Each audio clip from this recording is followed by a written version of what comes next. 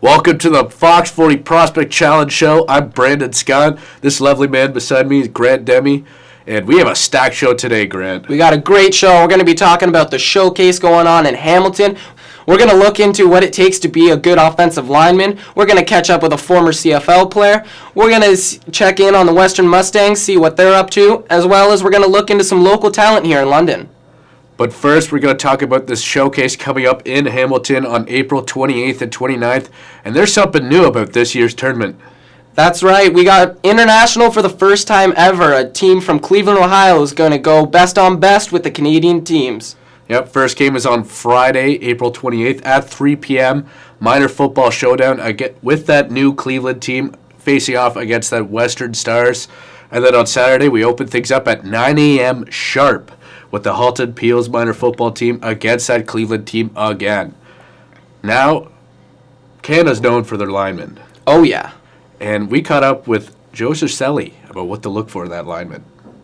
The higher you go, there's more of a mold, right? You know, you don't want to say size is everything, but size does play, a factor. So if you're not a guy that fits that prototypical size, you got to think, what can I do above and beyond that stands me apart? So what separates guys in offensive line and even in defensive line, the first thing is explosiveness. If you can be fast twitch, you can get off the ball, get out of your stance as fast as possible, like you're shot out of a cannon, that's the first thing that you're going to see on tape if you're evaluating a kid. The second one is going to be how he changes direction. Is he standing up? Is he playing with leverage? How does he go from point A to point B, right? And then you're going to look at, toughness. And there's a mentality, especially with good offense and defensive linemen, that they're going to play from whistle to whistle. They're going to be the mean SOBs that you want on your team, but you don't want to play against. And I think those three things, if you have a kid or if you're playing and you're trying to get better, you got to master those three things. So now we know about what it takes for a lineman, but first, let's get some rankings going here. Oh, right? yeah.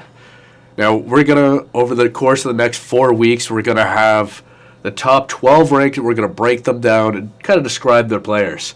And first, at number 12, we have the big receiver, Julian Barassa.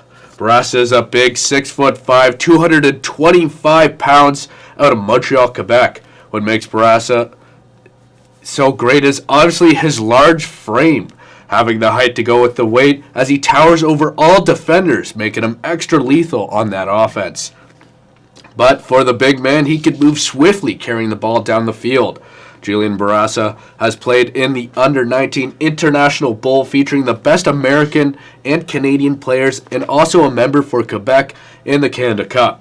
Barassa is committed to going to Buffalo for the future, and that is why Julian Barassa is ranked number 12 out of our top CFC 100 rankings. At number 11, Cole Burnison just missed out on the top 10, but the middle linebacker and tight end isn't slowing down. Although he calls Ottawa's home, Burnison attended Kansas High School in Buffalo, New York, where he helped lead the school to its second New York State Catholic High School championship in 3 seasons.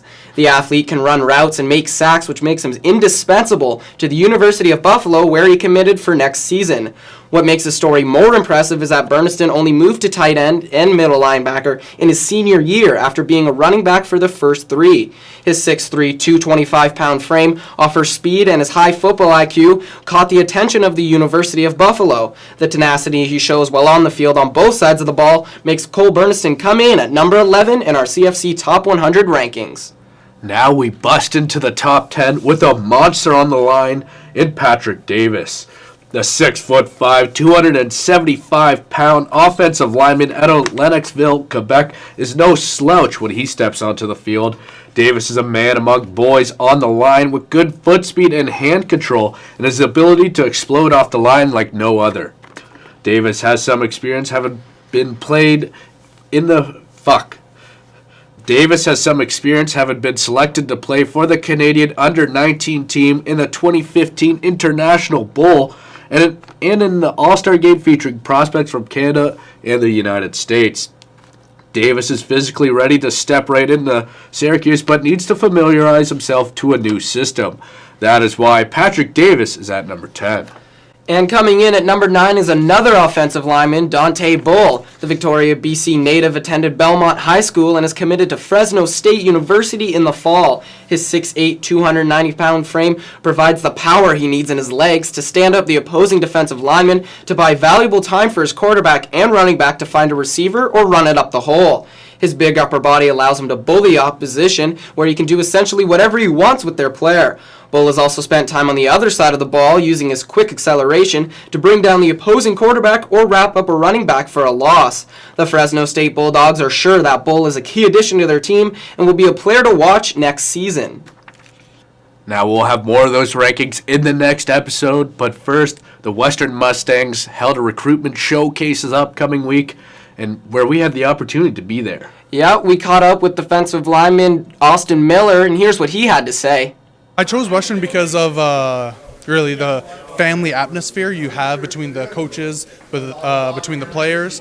The academics was my main focus as well. Like, I had offers for tours, offers from the states, K-State, Temple, and walk-on offers as well. But the academics was my main focus, and I knew Western, there was no better place to get the football aspect and the academics of it. 2 years ago, I had Austin in Texas, and that kid's motor is unbelievable.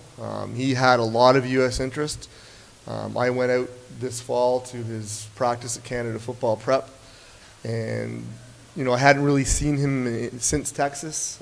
We had kept in contact. Great kid. And I just was like, wow. I mean, he's even bigger, faster, and then, he's already enrolled in school here. He was so excited the other day to tell me that he got an 82 on an exam. I was, really excited for him, and I was excited the next day when he bench pressed 300 for 10 reps. He can come in and play right now. He's ready. He's a man.